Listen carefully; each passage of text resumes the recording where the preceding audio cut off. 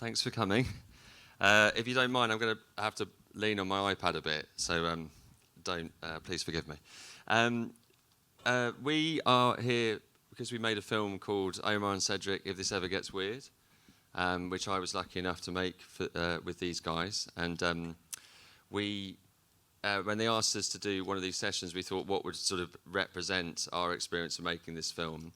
And the thing we fell on was this idea of it being my film but not my story, if you know what I mean. It's very trying to have respect for Omar and his family and friends and best friend Cedric's story. But what went into making that, I guess, was a massive trust exercise, because it's a very personal one. I am really bad at giving the log line for the film as a sum up, so I'm going to give it a go just to explain a bit about it. But it's basically a film about two childhood best friends. How am I doing? All right? Yeah. Does that sound good? Yeah, I like it. Film about two childhood best friends who met when they were 12, 13 years old, and then went on to have their entire life kind of play out through the bands and music and the art they created, and had quite a few dramatic things happen to them on the way. But really for us, the big thing that we learned was to make a film about them as humans, or I did, not about as musicians, and the music being the byproduct of the life, not the life being the byproduct of the music. So that's my best introduction. I started on this film 1,477 days ago, when I had done an hour-long conversation with Omar when I was in rainy London, and I flew to Puerto Rico to meet him and some of his family. And the reason I did was because Omar, although he said he liked me on the phone, he said he wouldn't, he had to meet me, or he used this phrase called breaking bread. He said, I had to break bread with this person if we're going to make a film together. So I thought I'd ask him what he meant and why breaking bread was important in the process. Go for it. I told you I would freeze up. No, you'll be fine. Now I've got going, I feel much better about it. I guess it's just this thing that I guess the easiest way to sum up it's not what you do, it's how you do it, right? So anybody can make a film, anybody can make a piece of music, anybody can be in a relationship, but it's how you do the actual thing. And so the idea of not being able to like look someone in the eyes and know where they're coming from, and to open your, I guess it's a thing of knowing what it would take to make a film like this, right? Which is to say like that you have to be completely honest and you have to really be open with the person you're working with. It's not just handing over a lot of footage. Yeah. And so I just knew that the success of the process and what would eventually become the film depended on that, on really knowing and trusting who it is that's going to be handling it and asking you things, and I guess the biggest part of it, I'm not even sure if I'm answering your question. I'm just going off of what's popping into my head. Okay. The biggest part of it, exactly what you just touched upon, is because once you start doing something that becomes part of a public forum, then you're sort of just become this object, or like you said, it's like you're just a byproduct of the music rather than the other way around, rather than people understanding that you're living a life and then you're expressing what happened to you through whatever the piece of work is, the music or whatever it is. And so you know right away when someone's looking at you as an object or whether they put that aside and they're seeing a person. And unless you feel that they're seeing a person, there's no reason to really have a meaningful conversation, at least not for me, because there's already some strange thing happening. So when I turned up for a holiday in Puerto Rico, you were actually evaluating me and whether I saw you as an object. Yeah, I guess so. No, in all seriousness, I think there's a question there. It's like what firstly, I think it's like, why do you need to trust somebody in this type of film? So this film is completely made up by some archive and some stuff I filmed to look like the stuff Omar had filmed because we needed it. It's completely made up by literally thousands of hours of footage Omar's been filming and collecting and sourcing around the music and the story and the lives of his friends and family for over 40 years, right? So I went to Puerto Rico to make this film. You're going to have to get this hard drive of footage that he's been making for a long time, right? So like the reason trust is important to unlock that creativity or to make something creative is that you have this kind of pot of gold thing, right? That's fucking your treasure. Yeah. To me, that's how I saw it anyway. And you were like, I have to hand I'm it not over giving to this. you. You had to Yeah, I literally have to give hand it to over me, to you, yeah. essentially, once I got my hands on it, and give it back. I just thought of something that maybe I could be clear about, that it's in the same way that you want that from someone, for them to see you as a person and not just a thing. It's like I had to really see you as a person. And Yeah. so you know, so and on the phone there's a certain amount there's actually something really nice about the phone, because there's no physicality to it, right? I can't see your physical beauty. I have to go strictly off of just like two minds speaking. But there is something to be said about just, you know, not to sound like a hippie, but just corporal energy. Oh yeah, You I'm know, with you. corporal Yeah. energy, and gestures, and being able to see someone's honest reaction when you're speaking, like that thing you can't see on the phone, as subtle as it could be. Like we all give away lots of things with our corporal energy, and Yeah. so that's something that's really interesting or Definitely. important. But I think also, because like I've been making films or filmmaking directing for off and on 15, 20 years, and the imposter syndrome in me will tell you I've got absolutely no discernible filmmaking talent at all. Like I don't have any formal training. I've never, been to school for it, not read many books about it. Like I kind of just have learned to do it. And the big thing you learn, I think, is that what I've learned over the years is it's not a technical medium. Like there's lots of technique to it. But there's difference between, it's like playing an instrument. Like you said, like you can operate a camera. Everyone can just about edit something. But doing it in a way that makes it special or makes it, for an audience, requires like personal intuition and personal sort of set of skills. And what I've realised over the years, for better or worse, is like my kind of, if I did have a filmmaking skill at all, is I think mine is about people will talk to me. For some reason, I don't know why, I can talk to someone and they'll tell me about their life. And I think it's because I'm happy to talk to you about mine, if you know what I mean. I sort of feel like I have to be open for you to be open. Yeah. So when I went to Puerto Rico, with all, I'd got brought onto this project because you'd spoken to some other directors, right? Or you'd spoken to some other people. Yeah, I didn't like them. Yeah. Yeah. So I kind of went, and I think this is important. Like, and I don't know, I'm sure there's people who want to make films or have made films in this room. So I'm sorry if this sounds really simple, but like the producers had a sort of a pitch deck idea, and which I never read. Never fucking read that. No idea what it said. But they were like, you need to speak to him about this. You need to talk to him about this. You need this, that, and the other. And very quickly, when I got there, armed with all this stuff, I realised that was completely pointless. I was like, I'm not going to do that. So we actually didn't really talk about the film at all, did we? Thank in that God. time? I know. Really, I wouldn't have liked you either. I don't I think. know. Like, because it's sort of like those kind of things. Like if you're coming at something with an objective, then you're putting aside the possibility of what it actually is. Right? Yeah, So it's the same thing about like that. If you've already decided someone is an object, like if you've already decided you understand something about someone, like that you could sum up someone's entire life like this. Yeah. You know, so it's like, I just think if you would have been pushing that on me, like, and speaking about the film, even though essentially we were there to talk about it, then it would have felt off-putting. But I kind of feel like that when you look at this festival, that like people want to talk about films and this, that, and the other, and so much of it's hard to quantify like that. Like we had to talk for that time. Like I basically went there, lost lots of games of chess, got slightly sunburnt, like had some good food, like talked to you about life and stuff, and we became friends. I think, like very quickly. And then lockdown happened, and we basically only could speak on the phone. And I don't think we really talked about the film at all. But I remember getting home, and the producers were all like, "Did you speak to him about the deck? Did you speak to him about the stuff? What did he say about that?" I'm like, "Well, I don't know." And they're like, "Well, what did you do?" I'm like, "Well, played a bit of chess, We ate some hung food." out. Yeah, we hung out. Like, and then 2 days later, I get a phone call, and they're like, Omar's called and said he wants you to make the film with him.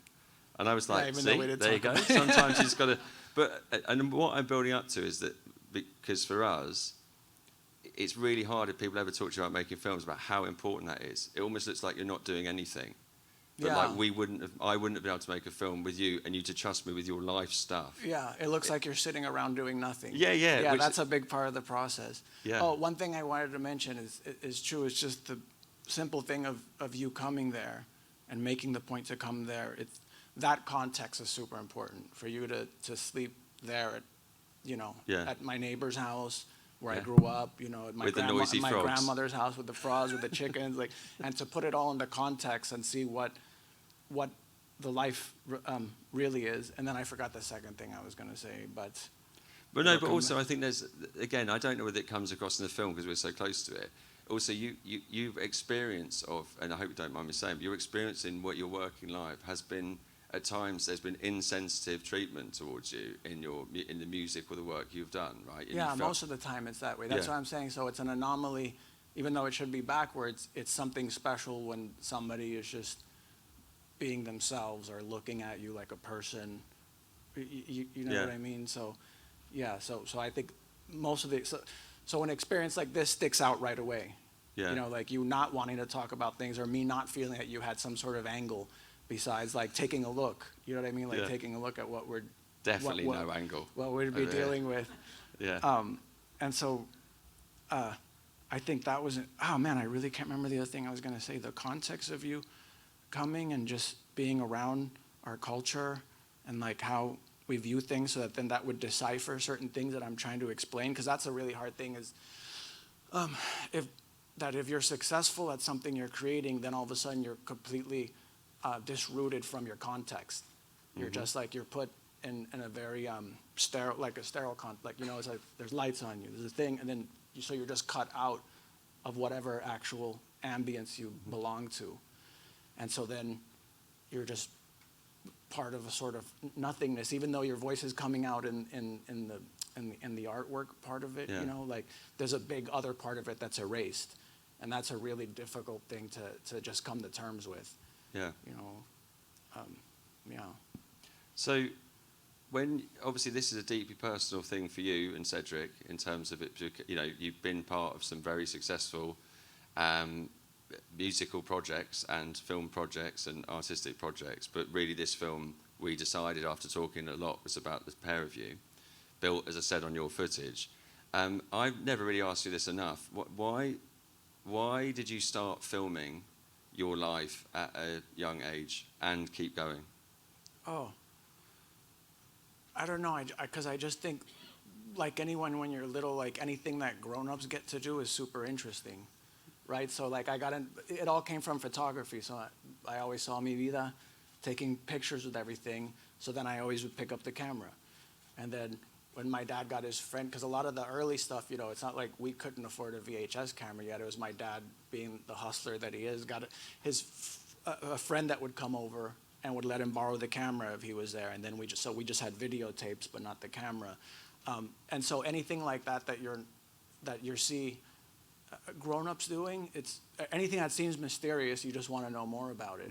So I think it was that, and then so I started, like any filmmaker, I started making movies with that camera when he would come over, and then eventually when Papi bought one, and those all burned in the fire when his house burned, but yeah, I got to make little movies and stuff, and so like that part's always exciting, because then you just get to do something and you get to involve, if your family thinks it's fun, you get to involve your whole family. But interestingly, when it comes to when you get to being a musician, and in bands, you film everything, or you collect everything around what you're filming in like 91, 92, 93 onwards. Yeah. Which is, I think, and again, I never say this enough, is actually incredibly ahead of its time, because before then, bands or artists would hire people to come in and do a documentary, going back to your D.A. Pennebaker's or your Maysles brothers or whatever, that would do rock docs. Yeah. Would be like that, or it'd be more set up, like we're going to interview and go and shoot this stuff. But you were doing something which now people do all the time. Yeah. With phones and whatever, like semi-professional equipment. Everyone from the inside out rather than the outside. That's what I mean. In. But you're not invited in. I think that's the thing about it. You were just doing it in your own thing, and that's why like everyone's like so many people have said to me about how intimate the film is, and I try and take all the credit for that. I can, but I mean it more as in like it's intimate because you did it, and there's no. Yeah, but it's mostly your decision making as a director, and because in the hands of a lesser director, it could have been something really boring and cliche, and and just normal. It could have been like really, and that's the big fear, is like to do something that doesn't have a point of view or a thumbprint on it. And so I know, like in documentary filmmaking, like and in filmmaking and in making art in general, a lot of people say like, oh, or in producing, right? Like, oh, I'm not trying to be a part of it. But I think that's a weird notion. I think like it's inevitable that, so that goes back to the thing about meeting you in person. It's like, well, who is this person that's gonna be the film? Right? So like even if the film's about us, like of course, like because I understand film, I think I understand my way of understanding filmmaking. Yeah. And from making my own films and understanding that everybody down to the person catering, like somehow it forms part of the thing that you're seeing at the end, even if people can't perceive it.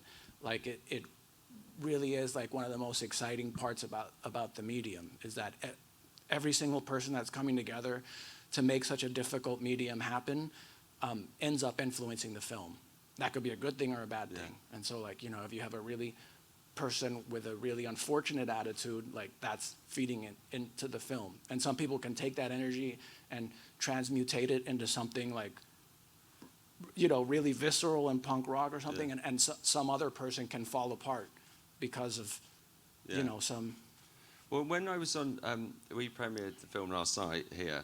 When I was on stage last night trying to get my way through the Q&A, the thing that I kept thinking in my head was like, I realised that the film it's kind of been built on our friendship, like and through, because you're the key to Cedric as well. Do you know, I must state, like, you know, like is Omar had the stuff, you know, he almost would be the gatekeeper to his and Cedric's very personal world. You know, that's another thing. Can I say that real quick? Yeah, go ahead. Is that more than anything, like, it's like when you're in service of someone else. Like I know that I'm protecting that person as well. Yeah. So it goes on beyond my own thinking of like, do I think this is a good person for me? It's, do I think this is a good person for us? Yeah. And so that then you get to look at it through different prisms, and that's super interesting. Well, sorry, go ahead. No, I was going to say that, but what I felt was, I was like, because it's built on our friendship, I was like, I wonder whether people watch it and think that you're not, therefore you're not critical in a certain way. Do you know what I mean? It's like, you know, are you too friendly? But in a weird way, I felt the experience of watching it last night was the first time I thought, actually, that's how it had to be made. It was almost made with, as a director, in that role, I'm encouraging it out. Yeah. Do you know what I mean? It's like, it's there, it's just coming out. My job's to encourage it out, not to point the finger, to sort of just lay it bare and just go like, okay, and try and get you guys to speak. It wasn't a case of going, hold them to account for this kind of thing, do you know what I mean? Which you could do, just in a different type of story. But I think, again, it's just this influence of having our relationship creating a film. And I thought that for the first time last night, I was like, actually, I sort of put that to bed in my head a bit, you know? Yeah. But also, like, that pot of gold, that footage you created is a thing to give someone that you have to be trusting to hand that over. And I think, like, I was talking about it this morning, like, access in documentary making is your classic word, isn't it? Whether it's having the right contributors, having access to their fucking family photos or whatever it is, it's like, you haven't got the access, you don't really have a film. And I think the big thing about what you created is it's like absolutely the most amazing, really fortunate gift of access, because you've self-created, it's all first-hand. But I'll go back to this, like the film's still an inanimate object. It's like when people want to blame technology, or that someone goes like, oh, this is gonna ruin music making or filmmaking. It's an inanimate object, and it's the mind that uses it and utilizes it. That's what makes it something. So in other words, like the footage, as intimate, to use your word, as it might be, it's an inanimate object. It's your mind that then shapes that into something and tells some sort of story. And in somebody else's hands, like, it could have been really lame, you know, and they could have gone only for so I tend to, and I don't like that I do this maybe, but I tend to, when I get to know people, they seem to divide in these two categories that are very maybe oversimplified, but it's an empathetic and a cynic. And there's a gray area, of course, but for the most part, you're either led by empathy for the human condition, or you're led by cynicism about the human condition. I tend to think of myself as someone who lends towards the empathetic, you know, and so I forgot my point again, but just. Are you saying I'm a cynic? Huh? Is that what No, you're no, gonna the say? opposite, the opposite. So it's like, so you're gonna be, thank you, that's what it is. It's like, you're gonna be seeing it in a certain way, especially like when we talked about family stuff, you know, when we were there and we were getting to know each other. Like, there's all these things about when you're speaking to someone, oh, that's what I was gonna say, that the inanimate object versus the human mind. And it's like, you were revealing to me your human mind, you were revealing your thought process, and that's the highest form of access. So giving you access to the footage is one thing. You having access to my mind, my actual active mind that wants to share and communicate and be a person, like that's the thing. Like, without that, you have some other film. I can't say you don't have a film. Yeah, but that's the thing I'd love to push, as like, if you're talking about the film, any film, like, I just believe that, like, you can't have it already written down. Like, I worked at the BBC in London when I was younger, and a lot of the films the BBC make are like, you have written it down on paper. It's like, here's this thing written down on paper, like, go and shoot it. What are you going to do then? Like, what's your act one, this, that, and the other? And I'm just like, it doesn't make any sense to me. Yeah. But, like, in a way, like, there's that, you have to find it and find your way through it, and it becomes an essay that way, or your own personal version. And it's even the same in narrative. I guess that's the point too. Is like, that's just it. Like, you can have a script and you can have everything that's supposed to happen, but once you cast the film and you're actually dealing with a human being and not just words on a paper, and you're taking into account the access that they give you into themselves and into their process, and vice versa, them asking you, what does this line mean? And once you start having that exchange, a lot of things go out of the window. Yeah, and that's why a big part of our working life is that once you believed in me and gave me and trusted me, and again, I don't know who has made films or is trying to get films made who might be here, is we then had a team around us, didn't we, who were like the producers. And once I got on the inside of the Circle of Trust, you defended me all the time. So people would go like, when are we going to see this? When are we going to do this? Or like trying to hit deadlines, and Omar would just go, whatever Nick says. And like, that made me be able to make a film, and that was so unbelievably rare to do that. Like, we wouldn't have been able to do it if I wasn't be able to sort of pass the buck higher to you and then for you to back me. Yeah. Do you know what I mean? But that came after literally years of, like I said, it's almost 1,500 days since I met you. That's a product of the short-sightedness, the imposed short-sightedness of wanting a project. What do you call, not the process part, but a resolution. I can't think of the word right now because I'm nervous. But of just wanting the thing rather than like letting it happen. Yeah, like rather than letting it happen, you know. And I understand like budgets, time, and everything else, but it's sort of like but it just causes a short-sightedness. Like, you see what I'm saying? Like, they let the anxiety cause a short-sightedness rather than like the human part of it going like, right, if we let them do the thing, it will be good. Yeah. And that will be that's unquantifiable. You know, that's going to add to the whole experience. So maybe if I don't try to bully them into a certain way of making the film, of seeing something, whatever, and I just trust the person, you know, if they trust the person they hire to make the film, then, but it's this addiction about, you know, just want the results. Sorry, that's the word I was trying to think of. Yeah. It's this addiction to like the result of the thing, not realizing that the result's just the photograph of the thing that happened.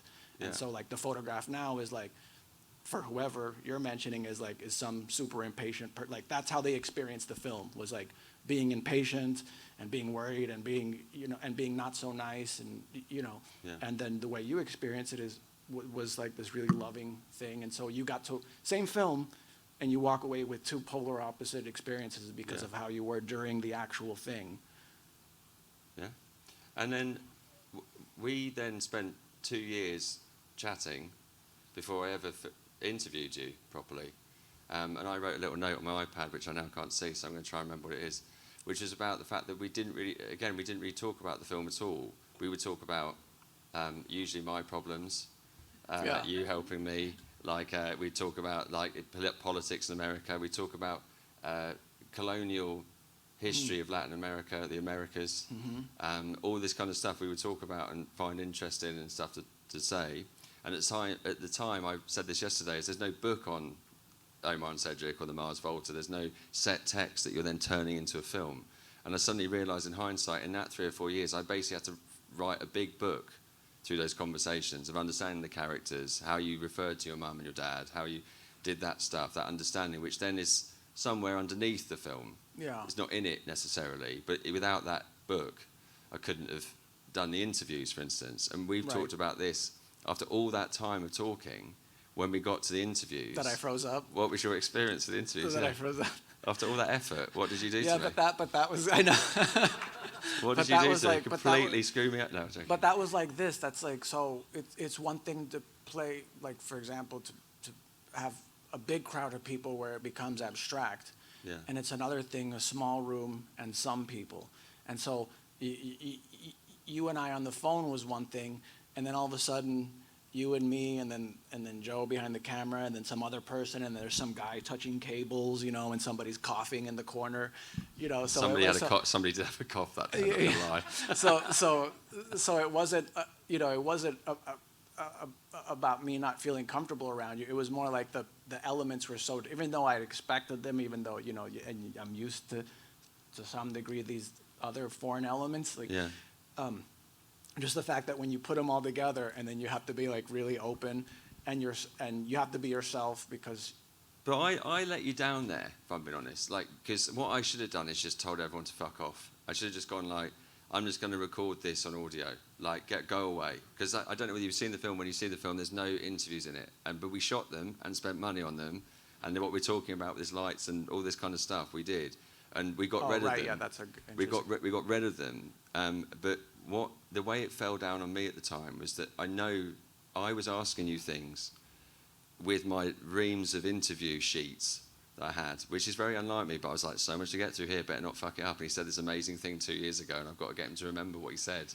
Oh, You know, yeah, like, that do you might have remember made the me line about nervous. where Yeah, El Paso- because you're like, yeah, so describe it. You and I was like, described it as a world between two worlds. I was like, Can you what do the that fuck again? did I It's say? a great line. Like- Yeah. And you're like, what do you want me to say? I'm like, can you just say world between two worlds? But what I mean is that I realised that I was being impersonal to you. And I said to Lucy this morning, I literally was like, I just put the paper down. Yeah. So I had all these, I maybe had 150 questions, like, I guess, with all this history.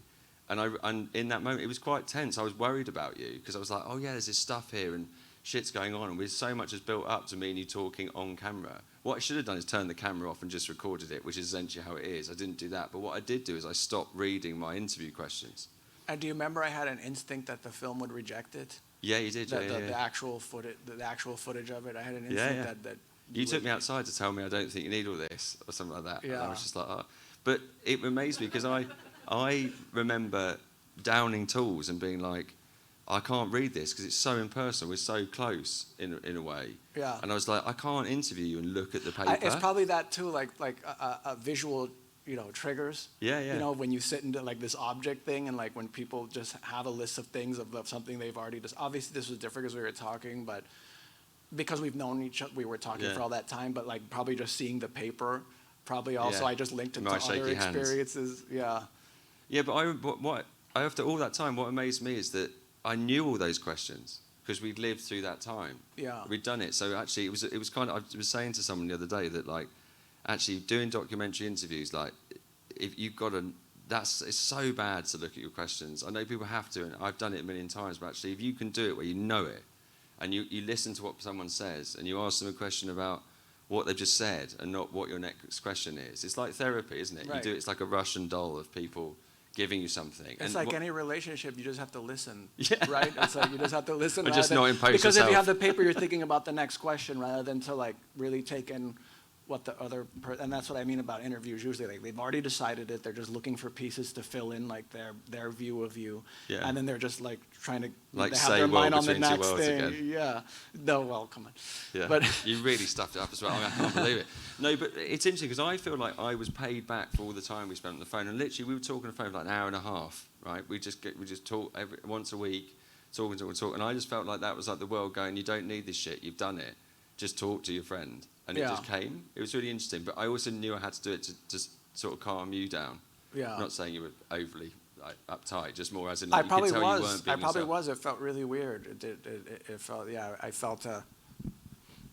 I felt out of my element at first, and yeah, which is weird. Yeah. Yeah. It is weird though, isn't it? Like, it's a weird process to do, but like that, this is the longest running film or project I've ever worked on. Like, and it's become, we still talk all the time. Yeah. You know, like, and I think that really it became something that was so much more human than the process of making a film, and like whether people, you know, really, as I say all the time, like I hope people really love it. I don't mind if people hate it. I really worry about people thinking it's kind of meh.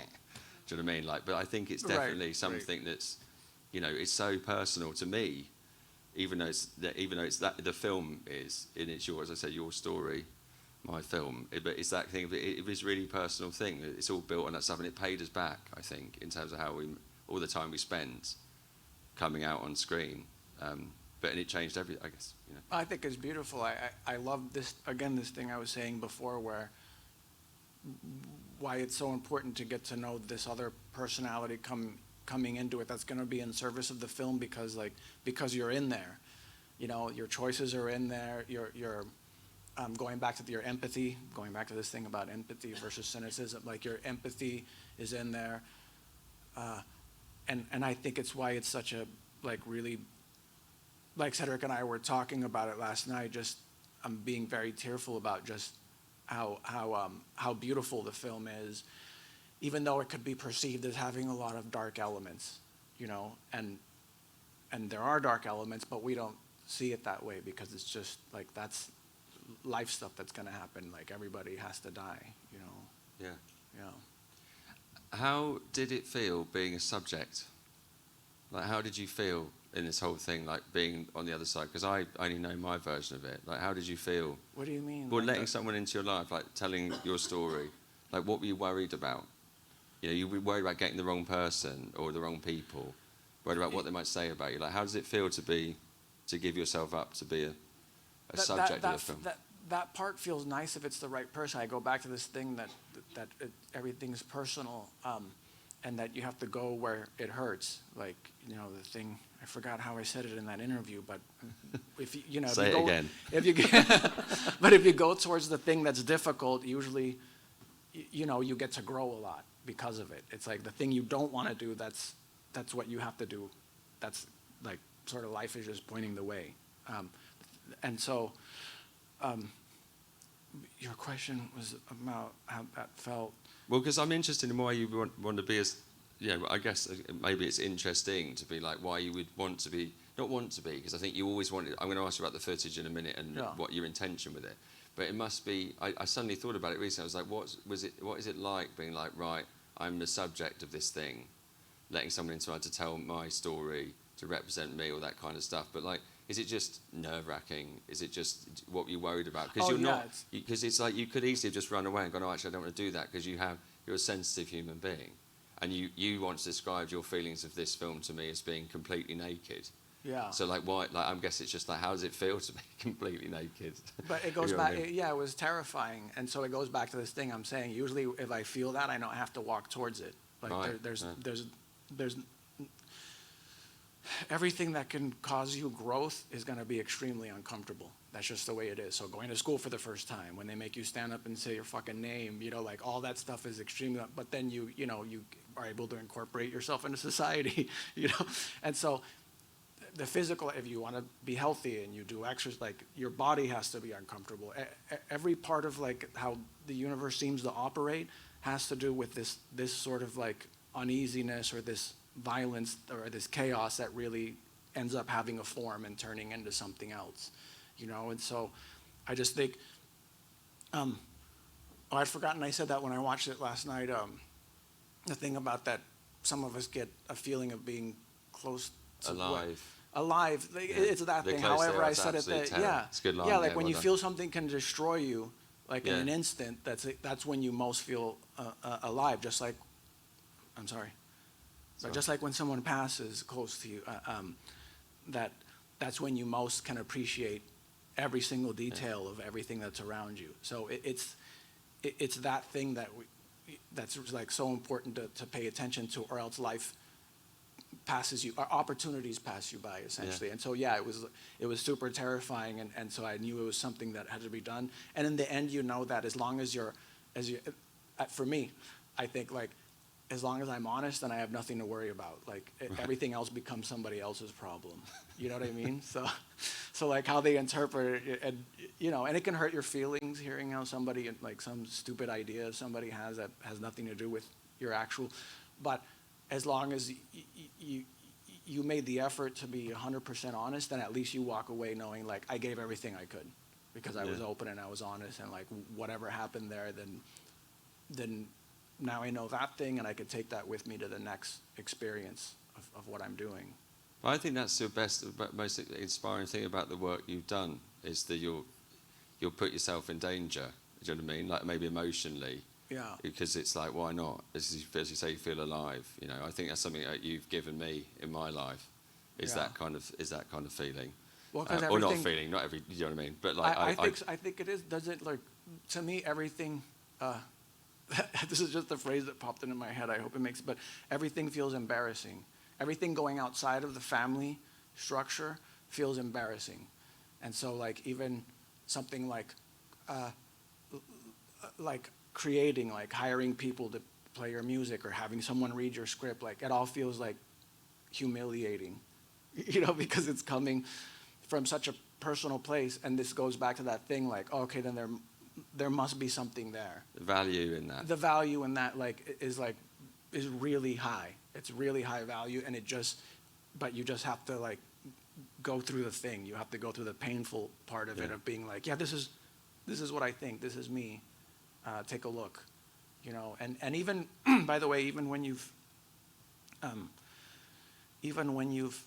worked with someone before, gone through a process before, it gets less and less every time. But I just think I use that example because it's like the simplest one I think that most people I think can relate to, is like that first time you go out of the family structure and into the public structure, the school, and you have to stand up and say your name, and some people adapt. Some people adapt better than others. Yeah, but all of us, you'd be hard pressed to find someone who's like, yeah, I love that bit, like, like I would not trust them. Right, exactly, Yeah, exactly. So like that's part of our social conditioning, like to get over like this thing that has to be cut, right? The umbilical cord that's cut. Like, yeah, your family structure, they understand you, they love you. Now go somewhere where nobody gives a fuck, and like, and try to like now be yourself. Yeah. And so a bit like this, trying to hope that people care, isn't it? Yeah, but so this is a good example because it's terrifying, right? So there's people you don't. If you were to look out, then however many people this is, you multiply it by 2 because of the sets of eyes, like then you multiply that by like the synapses in the mind that's like processing things, and you multiply thousands of synapses. Yeah, literally thousands. And then you multiply that by their own experience, and so like the only way to do it really is like I just have to keep looking at you. Yeah, exactly. You know what I mean? And I've only got one eye because I'm blind in my right one, so right. It's very safe over this side of the room. Right. Okay, what did you when you were filming? Okay, just to go back to the film specifically, when you were filming all that stuff over the years in your very prescient, sort of pre-millennial way, did you think it would be a film? What did you think it would be? Why were you doing it? So, other than just copying and doing what came naturally, was there a purpose? Because I wanted to make film. So I'll explain this bit real quick, and I think I'm maybe in the interview said that, but like any person who gets into filmmaking, like it started very young with the VHS camera and all that stuff.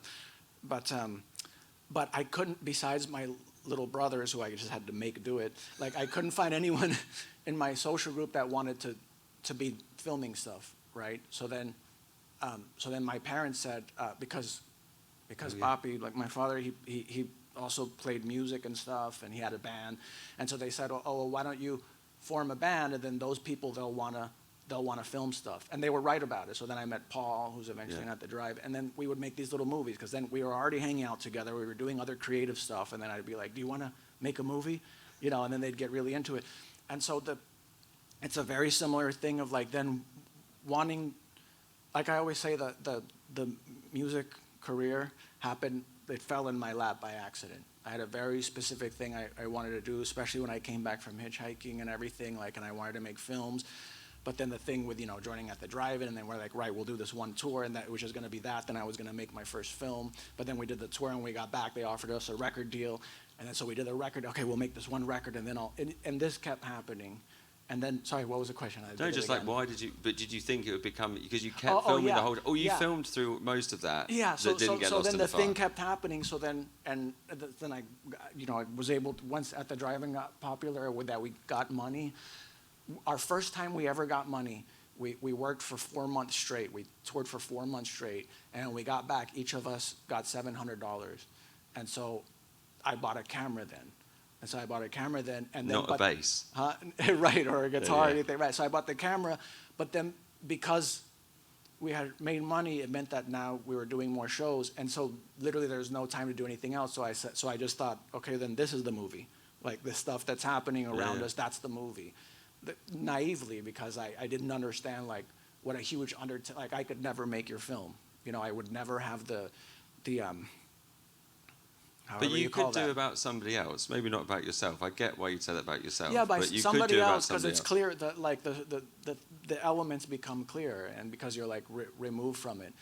But when you're inside of it, you're like, oh, that details. There's something Yeah, yeah. Cedric and I talked about last night. He's like, oh, I can't the believe you watched it detail about together. this thing would be interesting, and then we had to go like, yeah, but that would have slowed the story down, like, and that's irrelevant. Like we think it's super interesting and funny, but I'm like, so it's glad I was nowhere near you.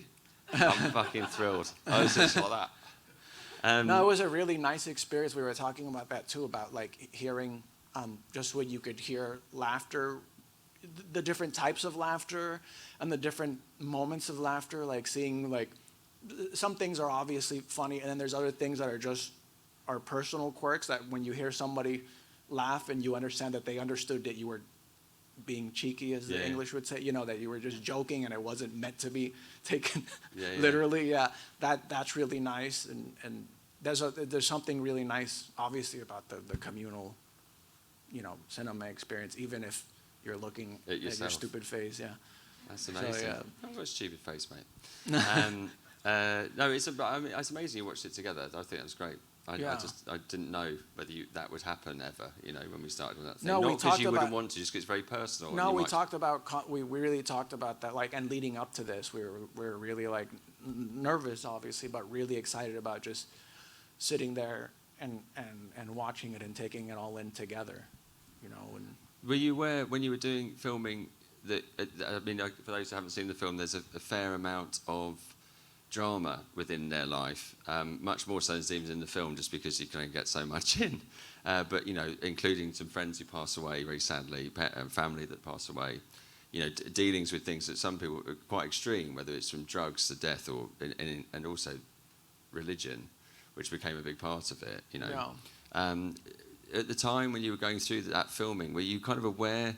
Does it feel like, oh, this is just my life, this is what it's like, and that's my friend's life? Or did you go, things are fucking going nuts here, like a lot's happening to you, like you're still young, but you've been through so much. Like, did you ever think, fuck, I'm filming this stuff, and like when Jeremy, your best friend, was clearly not dealing well with what you guys were going through, what he had his own problems, like, do you aware that filming might become something that you would almost, I don't know, what do you call the phrase, it almost sort of freeze him in time a bit as you were doing it? No, because I just felt, again, it's something that you're doing all the time, right? Just like you're not aware that you're, I don't know, it's just something that I was doing all the time, and more importantly, that everyone else knew I was doing. So there's nothing that was sneaky about it or like cynical about it. It was more like, oh, I'm doing this thing, and everybody understood it. And I also had the rule, I had to change that, because that was DV, when it was a DV camera, the imbecile like would rewind the thing and then you record and then it records over it. Yeah.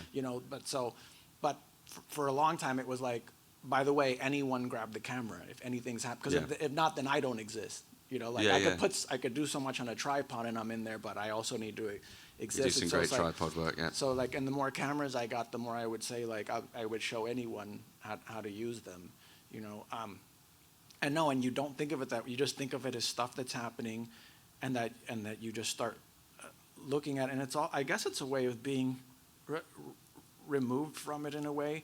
But again, I wasn't looking at it cynically. It's not like, so the cynic will look at it, for example, like,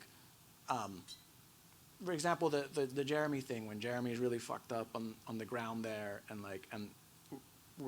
he's obviously being filmed, the cynic will look at that as you're exploiting him, and that's a possibility. depending on who's behind the camera. For me and him, like, our deal was like, let's always film each other. We want to remember all this, the good and the bad, and if I'm fucking up, show it to me. And it was very much a thing of That's like, amazing, look though. how you were behaving like last night. You know, the same for me. And so, but people aren't going to have that context. They're just going to, once again, like, they're going to see something just as an object that you're cut out of your context, and then they're just going to be judgmental based on their, it says more about them, how people interpret. But I think an what image you wouldn't like be that. aware of, because like I've worked with a fair amount of artists, and like they tend to desperately want to control their story, or maybe it's because they, you know, bless them, I wouldn't be able to make a film about me, like where they have a story to tell at all. You know, a lot of it now is promo. You know, like I watch a lot of the stuff, and you know, I hope there's no one here from Netflix or whatever, but a lot of that stuff is like big artist-led pieces on superstars. And you kind of like, they are factual films, but there's a sense of control and commercialism to it. Yeah. Like, what's so amazing when I used to see that stuff of yours, like going through that hard drive, and someone asked me last night, how did you start? I was like literally throwing darts at folders because there was so much I couldn't take it all in. Yeah. But like, it's how unbelievably candid that is to be that, and then be happy that 20 years later for a skinny English guy to basically go oh yeah, you can tell this story about my friend when they were struggling with drug addiction. Yeah. You know, like, and actually, like, and be okay with that. It's not normal, not to use normal as a shit word, but you know what I mean. It's not regular to But just be so open like that. It goes back to this thing, empathy versus cynicism. Yeah. It goes back to this thing: are you doing something because you love the people around you and the life that you're living, or are you trying to sell something? Like, to me, that seems, even though people wouldn't associate the word cynicism with, like, you know what I'm saying? So if you're creating something and you're thinking about the outside world, like, that seems super cynical to me, and that's fine. I'm not. I guess I am judging that in a way, but what I'm saying is that's one path, right? So I just think it goes hand in. What I'm trying to articulate is it goes hand in hand with this, like, this product thing that you're talking about trying to sell something. If you're trying to sell something, and if you're taking the cynical path, and you're constantly worried about, like, that aspect of it, then that's one path. And if you just are truly curious about everything that's happening around you, and very aware that every single thing, like this moment, like this, like everything is going to go away, then that's the part about just really being in love with, like, with what it means to be alive, like, and just the human condition in general. Yeah. Yeah. You know, I will do some of these Q&A. I've suddenly realised there's questions coming on the board, so I'll do it. I can ask you some of those in a minute. Okay, yeah, do that. I want to look over there. But yeah, exactly. Yeah, you look at me. Yeah, I think I gotta. But with on the trust exercise theme, the first thing I cut in the film was Jeremy's passing. Yeah. It's a sequence of Jeremy's passing, Yeah. which hasn't really changed apart from a couple of bits which you had to change for some reason. But like and I remember thinking that's the bit I had to get right to prove I could do it. Do you know what I mean? It was like the hardest thing. Yeah. You know, what seemed on surface the hardest thing. I was like, I can make that sequence work of him passing, then you would understand that I understood. Yeah. If that felt like a sort of little trust gate I had to kind of run through. And I still think it's still my favourite bit of the film we created. I think It's great. It's really emotional. It gets me every time. But like, I felt that's a massive honour to be able to take someone's story from someone's life and put it on the screen for people to see. Like, that's an incredible honour to do that, because I know how much that means to you. Yeah. And to all of you. I think it's a real moving part, and I think everyone that I've talked to, like, you know, my cousin was there last night. She was there, and my editor Adam, who's seen a lot of the footage, obviously. And he said it was like seeing it for the first time because of what you did, because of the context, because of how it was handled, you know. And again, this goes back to, well, you know me, I said, like, I don't even need to see, just let him do his thing.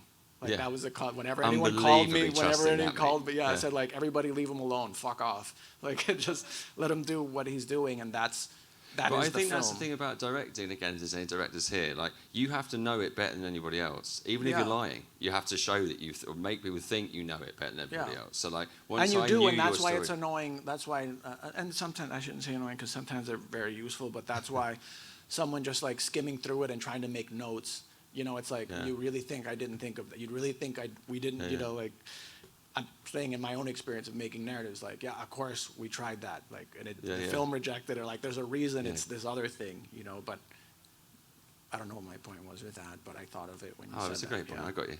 Okay, right. Shall I read one of these? Do you want me to read a question Sure. from here? We've got 10 minutes. Sure. There's a certain cult status for the Mars Volta and At the Drive-In. How do you view yourself among the pantheon of iconic and influential artists? This is a good one. I'm really good. I know exactly what he's going to say.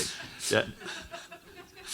How do you see yourself in the pantheon of iconic and influential artists? I don't think I'm that. Guitarist. Huh? Guitarist. That's the important one for you. Oh, that's awful.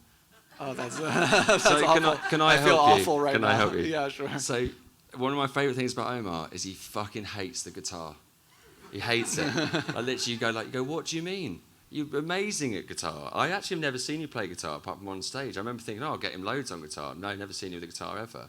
Yeah. But like, and the thing is you're always trying to. You answer this because you're the person they want the answer from. I'm afraid, Yeah. but I'll help you out here. Yeah, please. Is that you do hate the guitar? So you've done certain things which, in a way, then make you, I think, quite iconic as a guitarist. But because of your dislike of the instrument. I feel I'm grateful that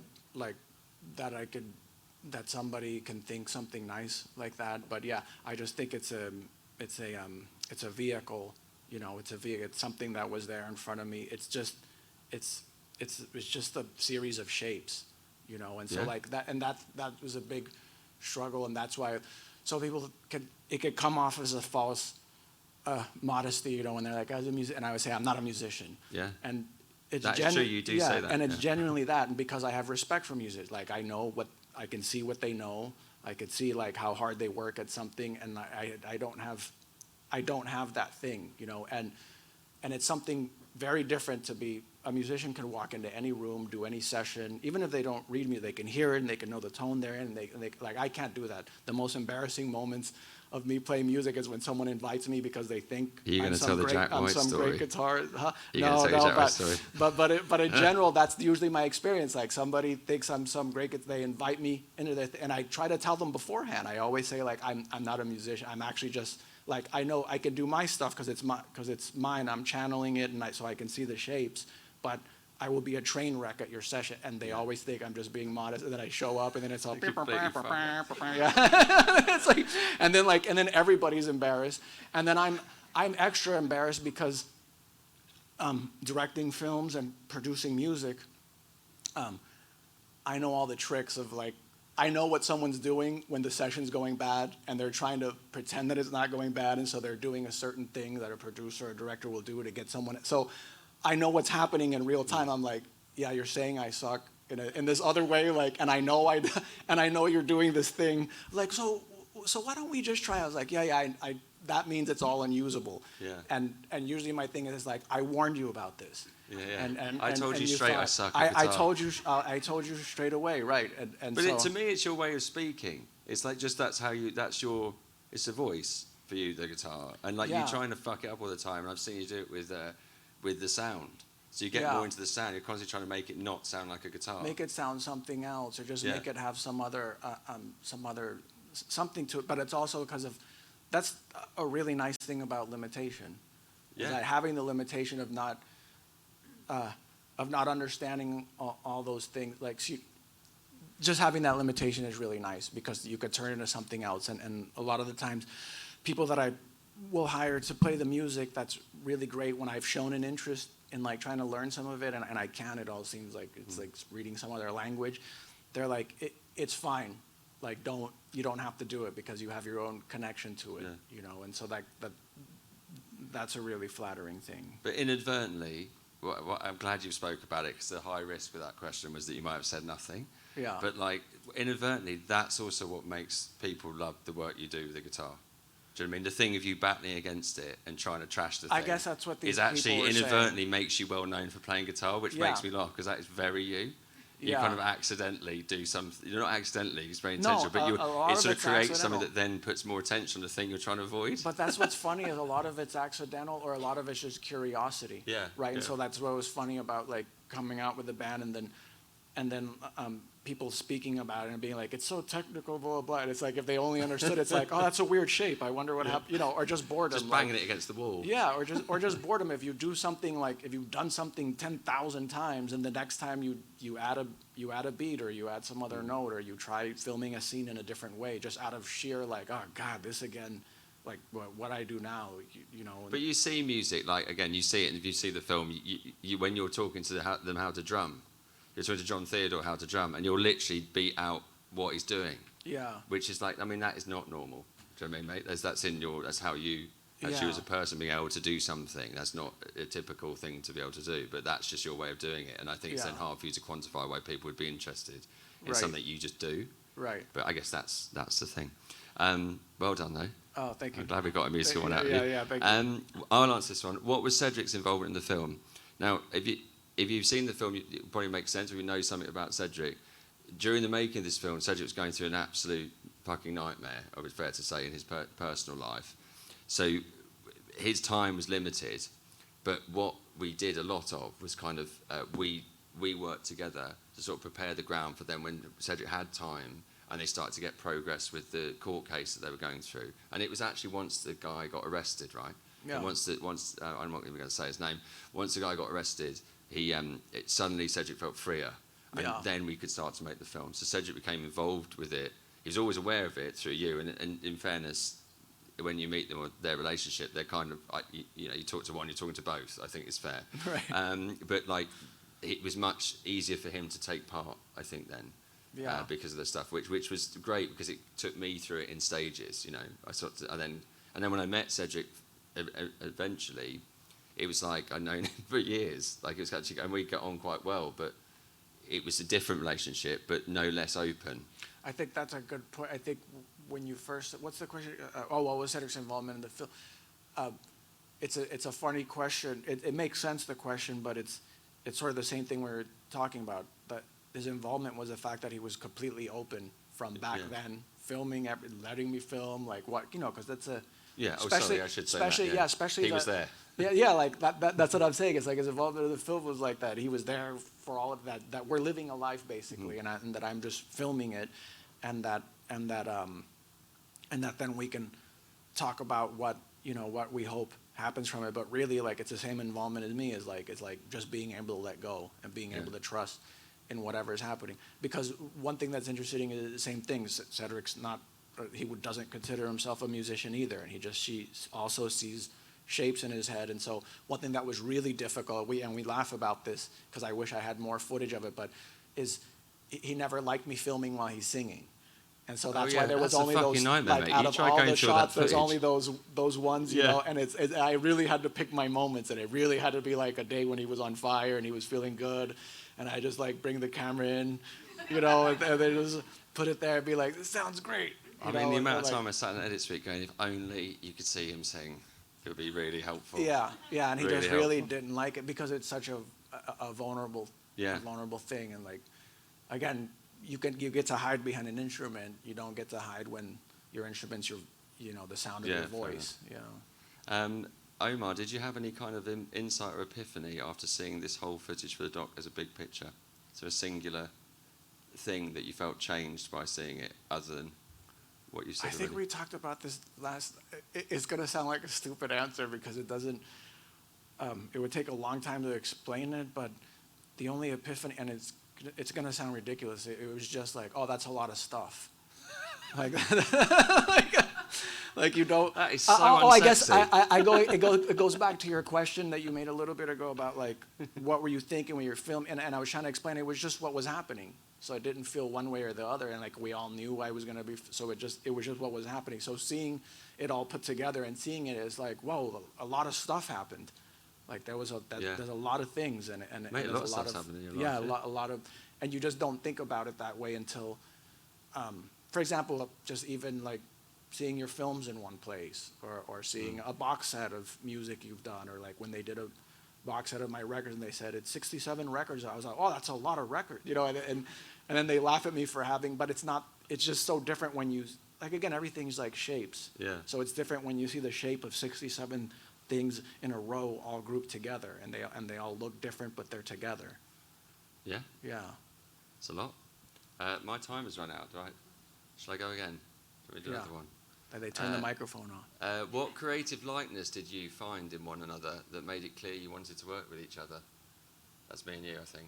Oh, I would say that it goes back to the beginning of the conversation, the process, the fact that you didn't ask me anything about it, like that I felt like I was watching your creative process just by the fact that you surrendered to what was happening, and so somebody else's creative process could have been to come in and be like, right, this is what I'm doing and this is why I'm important, or this is why. Did I not seem important? No, you seem very important because of who you are and because of the thing. And for me, it was like when we first met, I think of this funny thing. I was telling Teddy the other day, this funny thing of I went to go pick him up in mommy's car, my grandmother's car.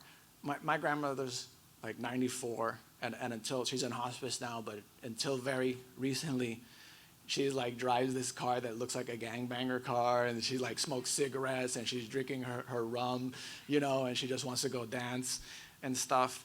And I didn't have a car, and so I had to go pick him up in this car that looked like a real like gangbanger, like this is like this tough guy car, and I was like, oh my God, this is so stupid. Like he's gonna have this whole dumb idea of me, and then just pulling up and then just saying that to you right away. And then you right away being honest, you're like, oh yeah, it did seem weird, the car. And, like just stuff like that.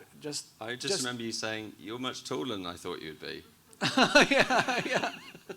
That's right. This is good. I guess we might have to get off. Is that us? We have to go? Yeah, they're not. Yeah, Thank you very much for being here. Thank you. Hope you did okay.